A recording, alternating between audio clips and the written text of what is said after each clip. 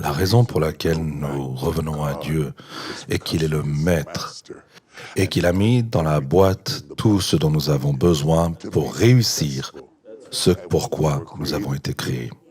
Je n'ai donc pas à souhaiter des choses qu'il a mises dans votre boîte parce que je ne suis pas censé être vous.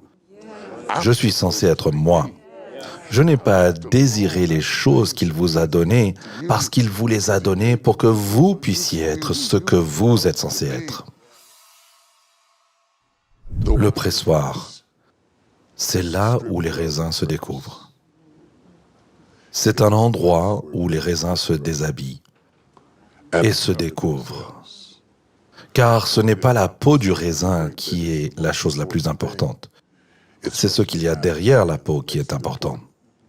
Nous le savons pour les raisins, j'aimerais que nous apprenions cela pour les gens. Dans le pressoir, le raisin se dépouille et devient vulnérable jusqu'à ses parties sensibles pour devenir du vin. Imaginez-vous ce que cela a dû être d'être un ange dans le ciel et d'entendre soudain Dieu dire qu'il allait se dépouiller de sa gloire, de son honneur, de sa gloire préexistante, de son omnipotence, de son omniprésence et de son omniscience, et qu'il allait s'humilier jusqu'à ses parties sensibles, trouver une vierge et devenir un homme. Vous pensez que le véritable écrasement a eu lieu à la croix, mais l'écrasement a commencé lorsque Dieu est devenu homme. Lorsque Dieu s'est fait homme, il s'est privé de tous les avantages qu'il avait en tant que Dieu. Et pour la première fois dans tous les âges et dans tous les airs et dans tous les temps eux-mêmes, pour la première fois, Dieu a fait une sieste. En tant que Dieu, il ne dort ni ne sommeille. Mais en tant que Jésus, il dormait à la proue du navire. En tant que Dieu, il est partout en tout temps. Mais en tant que Jésus, il dit « passons de l'autre côté ». Dieu n'a jamais besoin de voyager. Il est déjà là. Tous ces avantages liés au fait d'être Dieu, Jésus les a abandonnés pour être encapsulé, incarcéré dans la chair humaine. Dieu incarné. Incarné. La réalité stupéfiante et incroyable que Dieu se mette dans la prison de la chair. Ce qu'il haïssait, ce qu'il méprisait, ce qui, selon Paul, est une inimitié à l'égard de Dieu. Jésus s'en est enveloppé.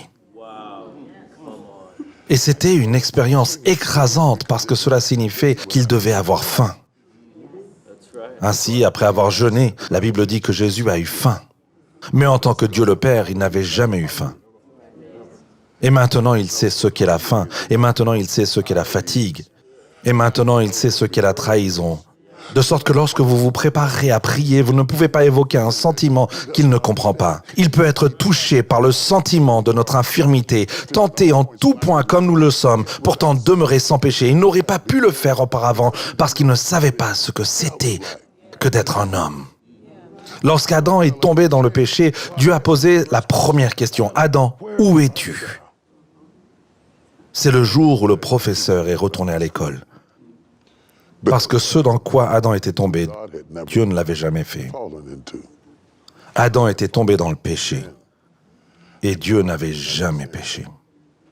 Ainsi, lorsqu'il dit « Adam, où es-tu » il ne s'agit pas simplement d'un emplacement géographique. Il essaye de le sentir. Jésus vient donc chercher Adam. Aux yeux de Dieu, il n'y a vraiment que deux hommes, le premier Adam et le deuxième Adam. Tous les autres sont nés de l'un ou de l'autre. Et si je suis né en Adam, je suis né dans le péché et j'ai été façonné dans l'iniquité et je suis né en Adam. C'est pourquoi Jésus a dit à Nicodème, « Il faut naître de nouveau. » Car cette fois-ci, c'est en Christ que je nais. Et je suis né en dehors de la malédiction de la loi, dans le péché et la mort, libre et libéré, parce qu'en lui je vis, je bouge et j'ai mon être. Et il était si important pour lui qu'il me gagne, qu'il était prêt à se laisser dépouiller du diadème royal et de l'armée des cieux et du commandement des anges et du déplacement des montagnes, et que toute sa divinité était incarcérée dans l'humilité. Il s'est humilié. Et pour traverser un écrasement, il faut s'humilier. Vous devez renoncer à une partie de votre pouvoir, à une partie de votre volonté, à une partie de votre influence et une partie de vos opinions. Il faut se taire et s'humilier, rester tranquille et savoir que Dieu est Dieu. Il s'est humilié. Il s'est fait pauvre pour que par sa pauvreté, nous puissions devenir riches. Il s'est humilié, s'est réduit et est mort. Pouvez-vous imaginer le choc du ciel lorsque Jésus rend l'âme et meurt? Tout le ciel reste bouche bée parce qu'ils n'ont jamais préparé de funérailles pour Dieu. C'est peut-être pour cela qu'il n'a pas acheté le tombeau de Joseph. Il l'a emprunté parce qu'il savait qu'il n'y resterait pas là. La raison pour laquelle j'ai écrit Crushing est de vous dire de ne pas croire que l'écrasement dans lequel vous vous trouvez est votre résidence finale ou votre lieu d'habitation. Il se peut que vous deviez y vivre pendant un certain temps, mais empruntez-le. Ne l'achetez pas. Quel est mon but? Comment puis-je dire que j'ai réussi si je ne sais pas pourquoi je suis ici?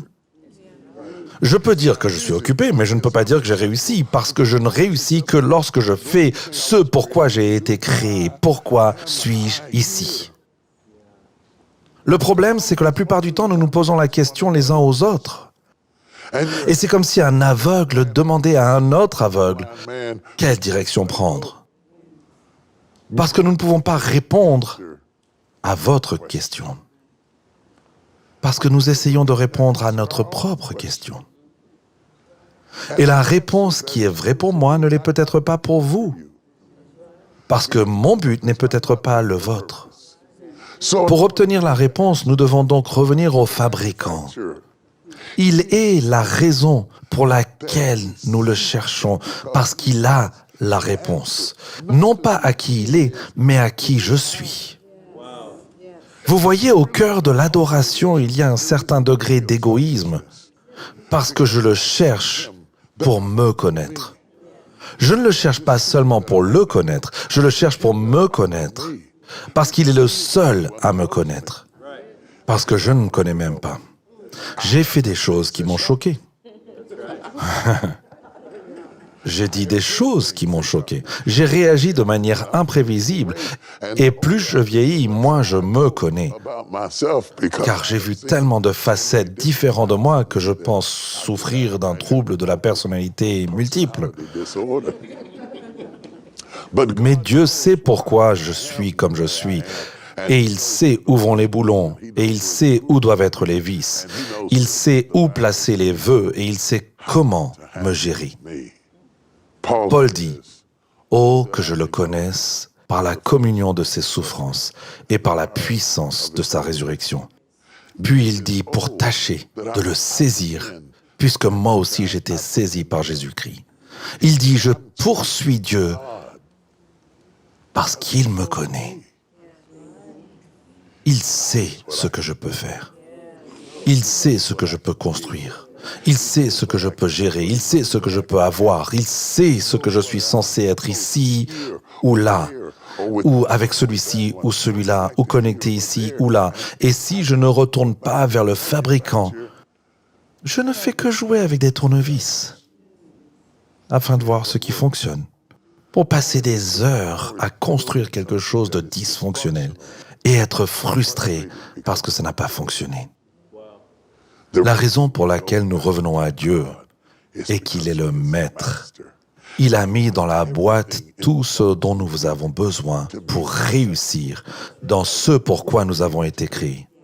Je n'ai donc pas à souhaiter des choses qu'il a mises dans votre boîte, parce que je ne suis pas censé être vous. Je suis censé être moi. Je n'ai pas à désirer les choses qu'il vous a données parce qu'il vous les a données pour que vous puissiez être ce que vous êtes censé être. Il m'a donné tout ce dont j'avais besoin pour faire tout ce pourquoi j'ai été créé, si je le cherche. Non, non, non, non, non. Il ne s'agit pas de maîtrise de soi. Il s'agit de la maîtrise de Dieu. La maîtrise de soi ne consiste pas à prendre des raisins et de les transformer en vin. C'est le vigneron qui s'en charge. Et si vous espérez un jour être ce que Dieu a créé, vous devez vous remettre entre ses mains et savoir qu'il sait exactement quel outil utiliser pour faire ressortir ce qu'il y a de meilleur en vous. Je ne veux pas mourir. En fait, je refuse de mourir tant qu'il n'aura pas fait ressortir le meilleur en moi. Et oh, quel plaisir de voir ce qu'il a fait sortir de moi. Je ne savais pas que c'était là. Je ne savais pas où mettre les vis, les boulons ou les écrous pour obtenir cela. Je ne savais pas que je pouvais être cela. Je ne savais pas que je pouvais dire cela. Je ne savais pas que je pouvais écrire cela. Je ne savais pas que je pouvais avoir cela. Je ne savais pas que je pouvais le devenir. Je ne savais pas que je pouvais le faire. Je ne savais pas que je pouvais supporter ça. Je ne savais pas que je pouvais supporter cela. Je ne savais pas que je pouvais survivre à cela. Je ne savais pas que je pouvais surmonter cela. Je ne savais pas que je pourrais surmonter cela. Oh, comme il est étonnant de retourner chez le fabricant pour comprendre le poids pour lequel on a été créé, les charges que l'on peut supporter, la vitesse à laquelle on peut se déplacer, tout ce que l'on peut accomplir. Il vous a conçu pour la vie qu'il veut que vous viviez. Et si votre vie est insupportable, c'est peut-être parce que vous menez la vie de quelqu'un d'autre. Si votre vie est trop lourde, trop rapide et trop douloureuse, peut-être vivez-vous la vie de quelqu'un d'autre. Car vous découvrirez que vous êtes parfaitement conçu pour être vous-même. Et lorsque vous vous abandonnez à lui, il vous montrera comment être au mieux. Dépouillez-vous donc de tout votre orgueil et de toute votre envie et de toute votre compétition et de tout votre besoin de vous mesurer à d'autres personnes pour lesquelles vous n'avez jamais été conçu. Et soyez vous-même. Avez-vous déjà voulu quelque chose si longtemps que vous avez décidé en vous-même que cela n'arriverait probablement jamais? Avez-vous déjà déclaré la mort d'un rêve pour avoir un moment de paix, pour survivre au tourment de l'attente, pour mettre fin à l'agonie de l'attente, de simplement lâcher prise et abandonner semble plus paisible. Le Maître nous donne des sommets, des visions, mais il nous cache ensuite dans les vallées, dans les endroits sombres, solitaires et frustrants. Et nous ne pouvons pas être si attachés à notre confort que nous en oublions notre vocation. Rappelez-vous que le Maître n'est pas là pour torturer ses enfants par des retards. Il ne joue pas avec vous. Il ne joue pas à cache-cache avec vous. Il ne vous a pas oublié. Il a un plan pour votre vie. Il veut capter notre attention dans la vallée afin que nous puissions atteindre la montagne. Vous ne pouvez pas contrôler ce que la vie vous réserve, et moi non plus. Nous ne savons pas si, d'un jour à l'autre, le prochain message pourrait changer les 10 prochaines années de notre vie. Mais vous pouvez contrôler la façon dont vous y répondez. Vous pouvez contrôler cela. Ferez-vous confiance à Dieu ou douterez-vous de lui? Dieu utilise les vallées pour nous préparer au sommet de la vie. En fait, s'il n'y avait pas de vallée, il n'y aurait pas de sommet dans la vie. Il cache ses trésors jusqu'à ce que nous soyons prêts à les manipuler. Car certaines des choses que Dieu a pour nous sont vraiment à nous, mais le moment n'est pas propice. C'est comme si Dieu disait à David qu'il allait être roi et qu'il le renvoyait ensuite paître les brebis. Ce n'est pas parce que Dieu vous a donné une parole qu'elle est pour tout de suite. Tant que vous n'avez pas été fidèle là où il vous a placé, vous n'avez pas gagné le droit d'obtenir une promotion. Ce n'était pas le moment pour David d'être roi, mais il lui dit « Vas-y, occupe-toi des brebis, j'ai de grands projets pour toi, mais ce n'est pas pour aujourd'hui. Je veux que tu passes un peu plus de temps dans la vallée à te perfectionner pour que lorsque je te mettrai sur la montagne où tout le monde pourra te voir, tu n'aies pas à subir le déshonneur de tomber. » Je suis convaincu que Dieu a fait de moi ce que je suis dans mes bas-fonds, et non pas dans mes hauts-fonds. Lorsque je me bats avec l'ennemi, je ne lui parle pas de ce que j'ai accompli. Je lui raconte comment j'ai réussi à tenir sans lumière et sans eau, comment j'ai réussi à tenir quand j'ai perdu ma voiture et comment j'ai réussi quand j'ai cru que je ne me lèverais jamais, parce que ma force vient de mes bas-fonds, et j'ai peur des gens qui n'ont pas de bas-fonds. J'ai peur de leur amitié parce qu'ils s'éloignent de vous au milieu d'une dépression.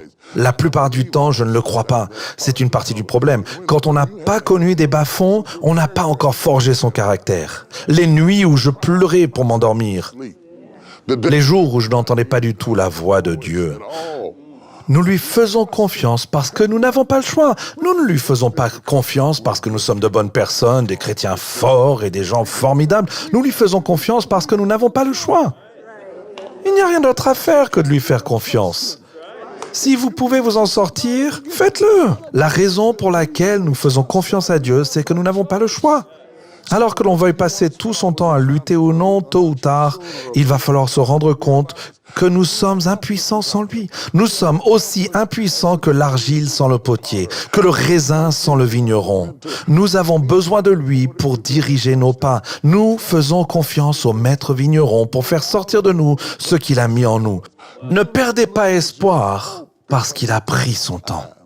Le fait que le vigneron s'attarde sur les détails n'est qu'une indication de sa maîtrise. On reconnaît toujours un novice au fait qu'il ne s'attarde pas sur les détails. Mais plus on est compétent, plus l'art de ce que l'on fait est détaillé. Je me souviens qu'étant petit, ma mère m'emmenait dans un magasin et me montrait comment déterminer si un objet était bien fait. Elle disait « Ne regarde pas le manteau, mais regarde la doublure ». Elle disait « Ne te contente pas de regarder le pantalon, mais regarde la quantité de tissu dans l'ourlet. Ne te contente pas de regarder la draperie, regarde la profondeur du tissu et la courbe. Plus le tissu est profond, plus il est coûteux et plus il a de la valeur. » Vous voyez, nous avons tendance à regarder l'esthétique d'une chose et non la valeur réelle de ce qu'elle est. Ne perdez pas espoir parce qu'il a mis plus de tissu en vous et qu'il a ajouté plus de points de suture et que vous ne pensez pas avoir besoin de tout cela. Il est aussi bon qu'un maître vigneron. Il sait exactement ce qu'il faut vous donner pour que vous deveniez ce que vous devez être. Tout dans cette vie est temporel. Tout ce que vous avez obtenu, tout ce que vous avez accompli et tout ce que vous avez maîtrisé, vous le quitterez. Vous partez comme vous êtes venu. Vous êtes venu au monde nu, vous repartirez nu. Quelqu'un conduira votre voiture, quelqu'un portera vos vêtements, quelqu'un vivra dans votre maison, quelqu'un recevra vos bagues. Tout ce que vous aurez obtenu n'aura plus aucune importance. Ce n'est qu'un moment pour s'entraîner à ce qui va suivre, pour se préparer à ce qui est mieux, pour se préparer à ce qui est important. La réalité, c'est que ceux qui vivent dans la piété subiront des persécutions. Et vous ne pouvez pas choisir quand, comment ou ce qu'est la souffrance. Mais elle se produit quand même. Je construis mon église est en pleine expansion. C'était il y a une vingtaine d'années. Tout est formidable. J'atteins le monde entier pour Jésus. Des âmes sont sauvées. Et puis le fond s'est effondré. La chute a commencé à la mort de ma belle-mère. Et la chute s'est poursuivie lorsque ma mère a développé la maladie d'Alzheimer et qu'elle est décédée. Et là, alors que je prêchais, que j'exerçais mon ministère, que j'aidais et même que les dons de guérison opéraient dans ma vie, et je n'ai pas pu aider ma propre mère. Et elle est morte. Au moment où je pensais que je n'en pouvais plus, ma fille de 13 ans est entrée dans la pièce et nous a annoncé, à ma femme et à moi, qu'elle était enceinte. Ma femme s'est effondrée sur le sol et tout l'air de la pièce s'est évanoui. Soudain, j'ai commencé à comprendre qu'il y a des moments qui écrasent l'âme humaine, qui mettent à l'épreuve vos émotions, qui ne sont pas des jugements ou des sanctions, ni Dieu en colère ou Dieu qui vous haït, mais Dieu qui vous fait comprendre que vous n'obtenez pas tout simplement parce que vous assistez à un cours ou vous entendez un sermon. Vous devez vivre ces sermons dans votre vie, à la fois le héros et l'orateur. Ce qui vous donne l'intégrité des messages sont les choses que vous souffrez dans les coulisses. C'est d'avoir la conviction de pouvoir les déclarer, de savoir que Dieu a fait ses preuves en vous. Je me suis retrouvé à poser des questions que je ne m'étais jamais posées. Où est Dieu? Pourquoi n'agis-tu pas comme tu l'as fait dans la Bible? Agis pour moi, comme tu as agi pour Moïse, Josué, Jacob et Israël. Fais-le pour moi. Et j'ai dû le chercher. Et c'est une bonne chose. J'ai dû le chercher.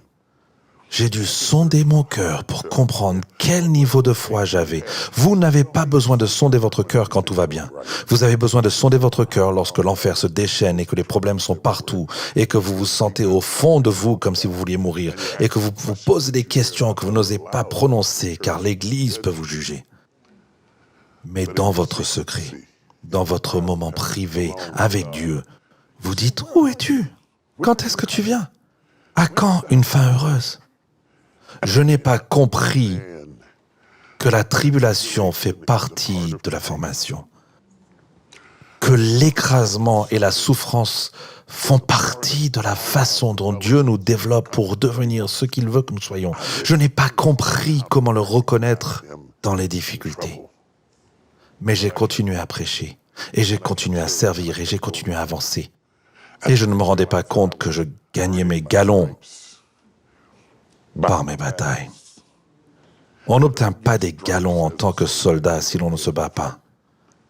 Les galons ne sont pas attribués en fonction de la longévité ou du nombre d'années d'ancienneté.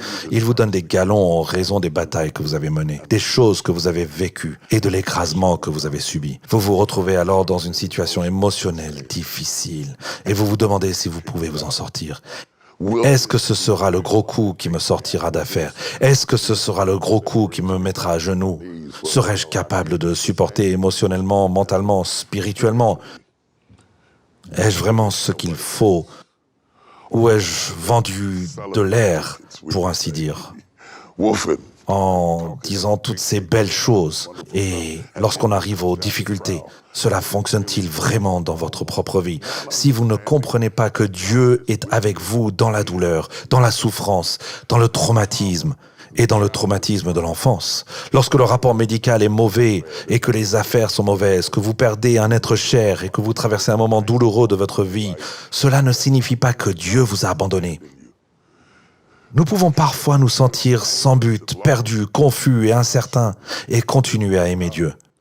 Nous pouvons avoir l'impression que Dieu nous a abandonnés. Ce n'est pas grave, même Jésus a crié à la croix, « Eli, Eli, lama sabachthani » « Mon Dieu, pourquoi m'as-tu abandonné ?» Et si Jésus a eu un tel moment, nous pouvons nous attendre à en avoir d'autres.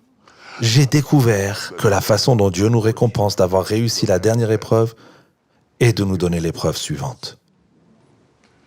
C'est une promotion, un diplôme. Vous avez tué le lion, voyons ce que vous faites avec l'ours. Vous avez tué l'ours, laissez-moi vous présenter Goliath.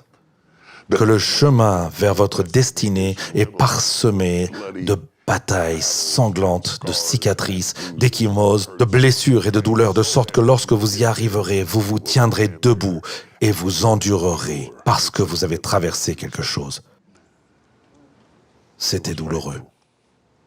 C'était dur. C'était écrasant. Et il n'y avait pas de démon à réprimander, pas de sorcière à réprimander, pas de Satan à affronter. J'étais entre les mains du potier. Je me suis rendu compte que dans la vie, il y a des graines et des mauvaises herbes. Les graines et les mauvaises herbes apparaissent en même temps. comme la mauvaise herbe est livrée. Et l'on peut vivre simultanément de bons et de mauvais moments, au point que l'on ne sait pas vraiment comment profiter de bons moments, parce qu'on ressent les mauvais. Et je ne sais pas ce qui caractérise l'expérience humaine, mais notre attention semble être détournée par la douleur que nous traversons, au point que nous ignorons les puissantes bénédictions de Dieu dans notre vie. Vous faites défiler tous les bons commentaires sur vos réseaux sociaux, et vous trouvez ce mauvais commentaire et vous vous concentrez dessus. Je suis pasteur, je suis auteur, je suis évangéliste, j'ai inspiré des millions de personnes à travers le monde. Mais je suis tout aussi susceptible que n'importe qui d'autre de souffrir de la vie. Personne n'est épargné, personne n'est exempté. J'ai découvert que mon expérience authentique exige plus que de la théologie, plus que des commentaires, plus que de la rhétorique, plus que des analogies et plus que de l'art. Mais qu'elle doit venir d'un endroit plus profond, qu'elle doit venir d'un endroit où l'on saigne. Jésus donne une parabole sur le blé et l'ivraie. Et la chose la plus étonnante à propos du blé et du livret, c'est qu'ils ont grandi ensemble en même temps.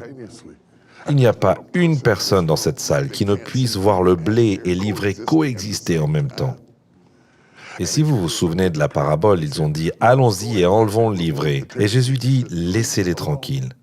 Laissez-les tranquilles, les mauvaises herbes ont autant de raisons d'être que les graines. Laissons-les grandir ensemble, car Jésus savait que rien dans l'ivraie ne pouvait tuer la semence.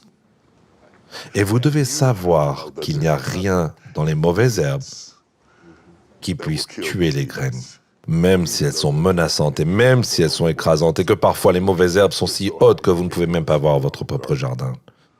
Vous devez comprendre que la joie coexiste avec la souffrance.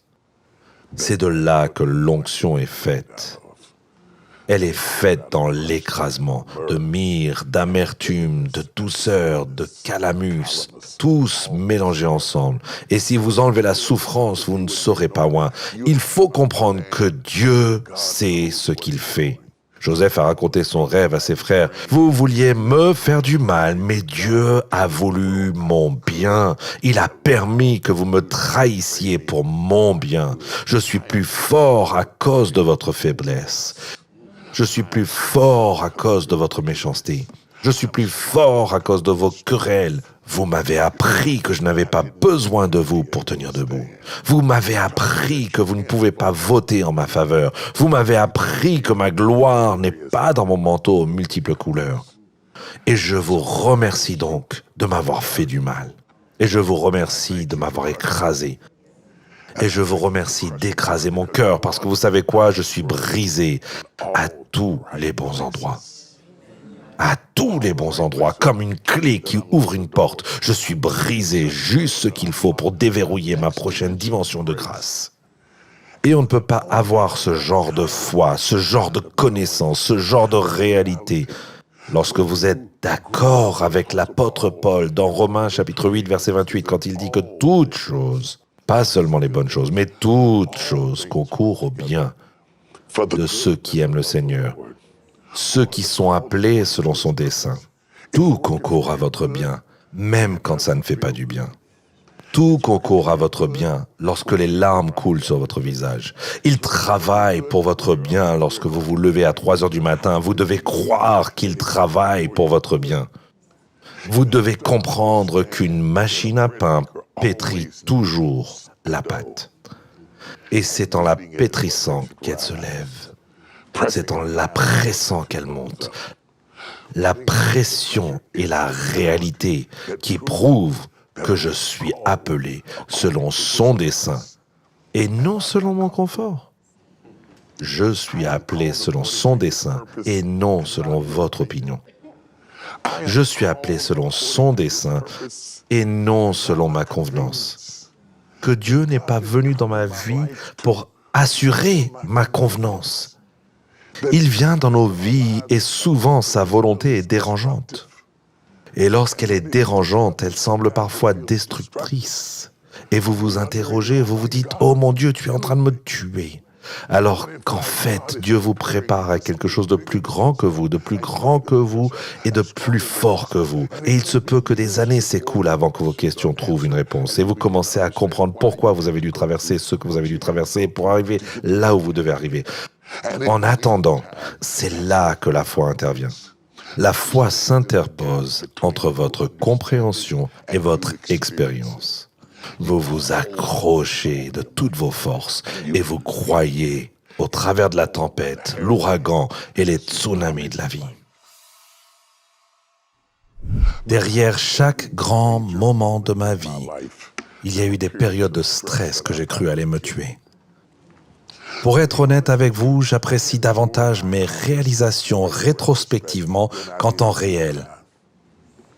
Car pendant que les gens voyaient l'extérieur, je m'occupais de la cuisine. Pendant que vous mangiez dans le restaurant, je m'occupais de l'employé qui ne venait pas, de celui qui s'enfuyait avec l'argent, de celui qui démissionnait, de celui qui me trahissait et de celui qui me vendait pour 30 pièces d'argent. Et pourtant, j'ai dû monter sur scène et rester le même. Il en va de même pour vous. Vous devez sortir, vous devez travailler, bienvenue aux Galeries Lafayette. Vous devez faire ce que vous avez à faire, vous devez faire ce que vous avez à faire. Vous ne pouvez pas laisser vos sentiments dicter votre façon de réagir. Lorsque vous commencez à vous comprendre, vous venez à réaliser que vos plus grandes réussites sont parsemées de périodes de stress. Elles vont de pair. Et si l'ennemi le pouvait, il vous briserait avec le stress. Mais supportez le stress parce qu'il est synonyme du succès qui est juste derrière. Jésus a dit qu'il avait méprisé la honte de la croix, l'humiliation, la douleur, la dégradation, la destruction. Mais il a regardé derrière lui et a dit, si ce n'est pour la joie qui lui a été réservée. Il a enduré la honte de la croix. Vous devez commencer à réaliser que ces moments difficiles sont un signe que Dieu est sur le point de faire quelque chose d'extraordinaire dans votre vie. Vous devez comprendre que plus les douleurs de l'accouchement sont fortes et intenses, plus le bébé est sur le point d'arriver. Et vous ne pouvez pas avoir le bébé sans la douleur. Mais aucune mère, une fois que le bébé est né, ne se concentre sur la douleur. Elle se concentre sur ce qui en résulte. Et je vous le dis, le succès et le stress ne peuvent exister l'un sans l'autre. Pas plus que les bébés ne peuvent naître sans travail. Pas plus que les nuages ne peuvent venir sans pluie.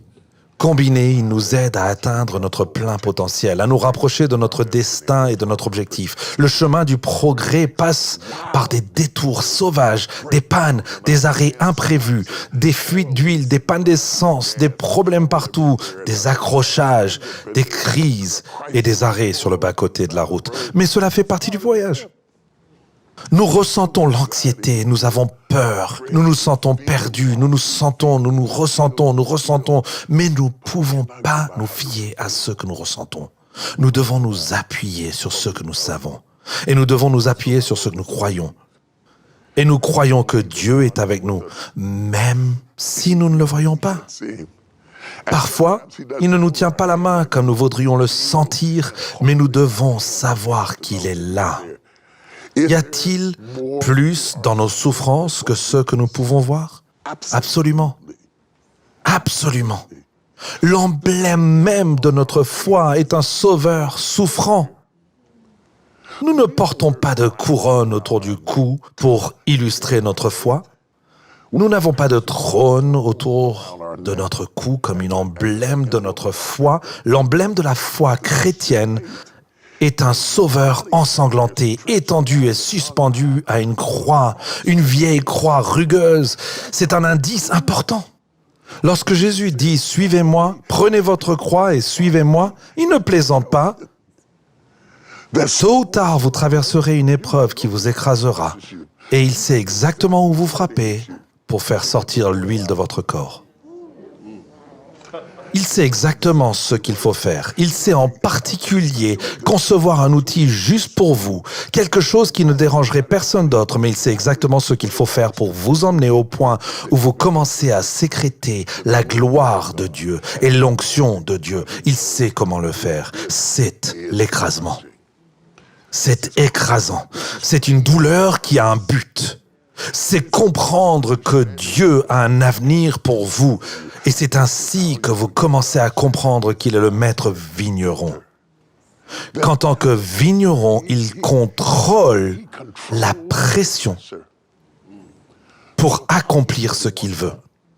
Il est souverain, il est absolu, il règne et il est en plein contrôle. Et la seule façon de résister à l'écrasement, c'est de faire confiance à la main qui le fait. Ce n'est pas que vous aimez la douleur. Vous n'êtes même pas sûr de survivre avant de savoir que Dieu vous aime trop pour vous tuer en cours de route. Vous ne pouvez pas le louer pendant le processus, mais nous le louons dans le processus parce que la main qui applique la pression n'est pas un ennemi qui s'est déchaîné dans ma vie, mais un Dieu qui surveille ce que je peux supporter avec l'habilité, le talent d'un chirurgien. Sa précision est si absolue qu'il sait exactement où couper et où pousser pour obtenir ce qu'il veut dans votre vie. Shalom, j'espère que vous avez aimé cette vidéo. Abonnez-vous pour ne pas rater nos programmes. Merci de faire partie de notre famille TBN. Que Dieu vous bénisse. Shalom de Jérusalem.